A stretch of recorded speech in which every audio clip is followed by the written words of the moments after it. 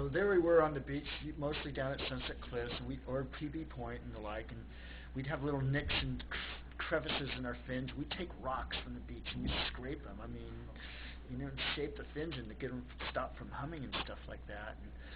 And then as time went on, I'd made my own boards in my parents' garage and over at Geppy's house and Mrs. McDonald's, and of course, once a year, I'd always have Skip make me a board too. Remember that big 020 thing? Oh boy, And I used to go to Rid Out Plastics and get our foam. There was just this brown foam, no stringers. So I made a bunch of stringless boards way back. We're talking 71, 2, somewhere in all that stuff.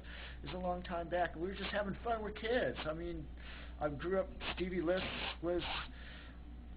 If he was in 12th grade, I was in 10th grade. He's a few years older than me, but I was just right there on that flow. It was just really great. We were having a great time, and then as time went on, I would make boards that were over at Larry Gephardt's house, and we'd make the fins and the plywood Oz skateboards and stuff like this that we'd put the fiberglass on before Gull Wings even came back out and stuff like that with the trucks and everything, and I'd make some goofy board, and Geppy would go, "What's that?" And I'd go, "I don't know. I just thought I'd make it." And then about a week or two later, I'd come walking back in with a blank again. He says, "You're back already? A surfboard's supposed to last a couple years, I says, "I know, but there was something wrong with that boy." He says, "Well, that's a boy. At least he tried to experiment, and if it didn't work, so good. Try again." So that's what I'm back here doing. So that's just how things were back then. And, we're just in Ocean Beach, over there right off of Voltaire Street, San Diego, California, growing up, having a ball. And that's what inspired a lot of what you see here now. Now, my friend Stanley Pascunas, one day he was working on a Greeno shell where it was actually a full-on shell. This is, probably 70, somewhere in there. And he said, "Hey, Pendo," my name wasn't even Pendo yet. I was a little younger then.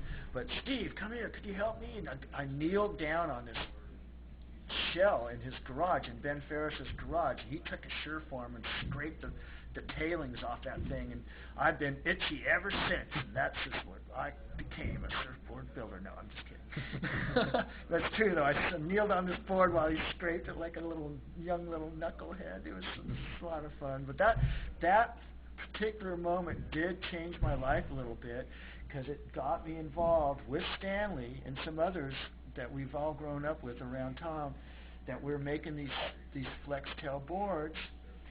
And then they were called wibulators at the time. They were tapered off shells that we put the deck on. We had vinyl deck on, and we had the cut stringer thing that everybody's all stoked on and stuff. And I always used to think that the cut stringer was great. The board would flex around and bend and everything. And so basically what I'm making now in 2010, 30 years plus, maybe even 35 years later, I don't know what the year is a derivative of all that activity that happened back then. I mean, George Greeno, Innermost Limits, is pure fun. I was in the front row with Skip at the Roxy Theater in the orchestra, just going, "Ah!"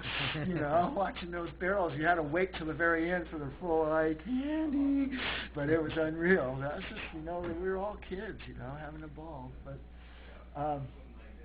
just recently, Randy knew that I was a shaper around the area, and called me up and asked me to make some boards for his surf shop here at the Pacific Beach Surf Shop, and this is what I've come up with to give him, mostly fishes and the one little green one, and try to give a kind of a fair range of different widths and thicknesses so that people coming in off the street would be able to have a little bit of a choice to buy.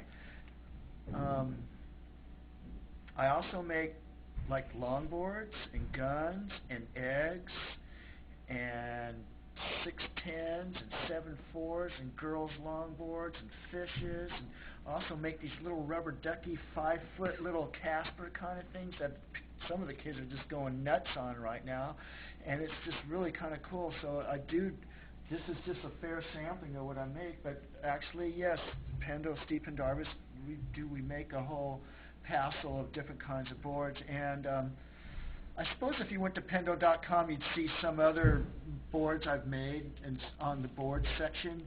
And the next time I come here, I'll bring a couple of longboards to kind of, fill out the bank a little bit, or what it is I actually do. So there you go. How is that close, kind of? Yeah.